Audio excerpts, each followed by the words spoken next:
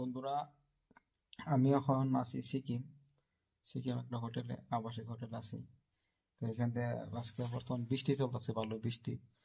তো ভাবলাম যে এখন বৃষ্টি কম চলবো, অল্প ঘুরে আহি। তো বাইরে আইসি মোটামুটি 3 দিন হলো। আমি কোথাও বাইরে সেরকম ভাবে ঘুরবা যাই নাই। আজকে তার মানে অল্পটা এমনি যাবো আর কি। ঠিক আছে বন্ধুরা, চলেন তাহলে দেখা যাক, অল্প ঘুরে আসি। আসসালামু আলাইকুম, কেমন আছেন? আশা করি আপনারা খুব ভালো আছেন। এই যে পরে আমার রুমের থেকে বাইরে অল্প একটু হাইটে থাকি রাস্তার থেকে। পরে রুমের থেকে পারে ভালো দোকান, ভালো ভালো দোকান আছে। উরাগে পাহাড়।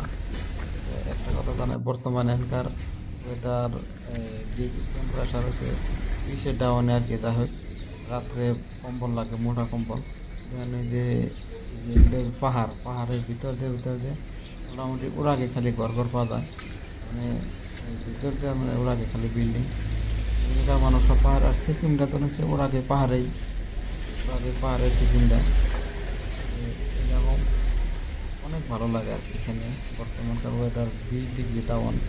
আর আমরা তো সবাই জানি বর্তমান যে কোনো জায়গায় 40 অ্যাবভ আর কি, 35, 40, 42 এরকম।